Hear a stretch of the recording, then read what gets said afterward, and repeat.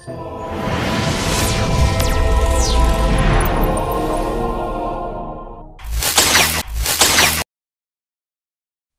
Kabupaten Gorontalo di bawah kepemimpinan Bapak Sopyan Puhi dan Tony Yunus sebagai Bupati dan Wakil Bupati terpilih periode 2025 hingga 2030, sepertinya harus ekstra kerja. Pasalnya, pemerintah sekarang ini diterjang isu ketidakpatuhan pemerintah daerah dalam hal kewajiban membayar pajak kendaraan dinas roda 2 dan roda 4 di era kepemimpinan kemarin, sehingganya meninggalkan pekerjaan yang harus dituntaskan agar tidak mempengaruhi pemerintahan Kabupaten Gorontalo ke depannya. Seperti diketahui, pajak kendaraan bermotor merupakan kewajiban yang harus dipenuhi untuk mendukung pembangunan daerah dan mencerminkan kepatuhan pemerintah terhadap aturan hukum.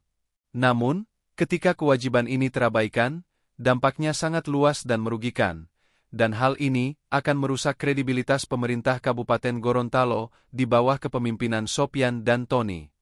Hal ini terungkap pada apel kendaraan dinas di lingkungan pemerintah Kabupaten Gorontalo yang digelar pada hari Senin, 14 April 2025, di mana didapati ratusan kendaraan dinas dalam kondisi mati pajak dan tidak terawat.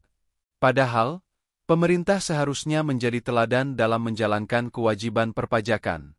Ketidakpatuhan dalam membayar pajak kendaraan dinas akan menciptakan citra buruk di mata masyarakat, karena bisa menurunkan kepercayaan publik terhadap pemerintah dan memicu ketidakpercayaan terhadap institusi negara. Masyarakat akan berpegang bahwa, jika pemerintah saja tidak patuh, mengapa masyarakat harus taat? Padahal, seperti kita ketahui, salah satu sumber utama pendapatan asli daerah atau PAD adalah pajak kendaraan bermotor. Dampak yang akan ditimbulkan dari tidak taat pajak salah satunya adalah keuangan daerah yang amburadul, sebab pemerintah gagal memenuhi kewajibannya, sehingganya potensi pemasukan keuangan berkurang. Akibatnya, anggaran yang seharusnya dialokasikan untuk pembangunan infrastruktur, pendidikan dan kesehatan bisa terganggu. Kondisi ini bisa saja menciptakan efek yang memperlambat kemajuan daerah.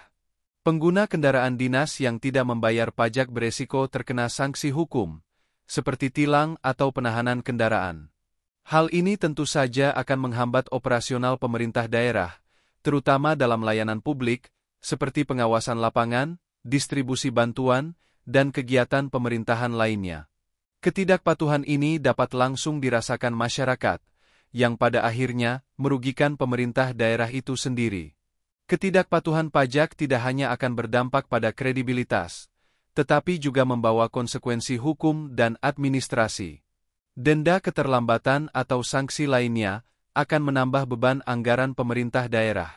Sebagai pemerintah dan pengelola keuangan daerah, pemerintah harusnya memberikan contoh positif kepada masyarakat. Ketika pemerintah tidak membayar pajak kendaraan dinas, maka masyarakat akan cenderung menganggap pajak sebagai kewajiban yang tidak penting. Ini bisa mempengaruhi tingkat kepatuhan masyarakat dalam membayar pajak, sehingga akan berdampak pada penurunan penerimaan pendapatan daerah.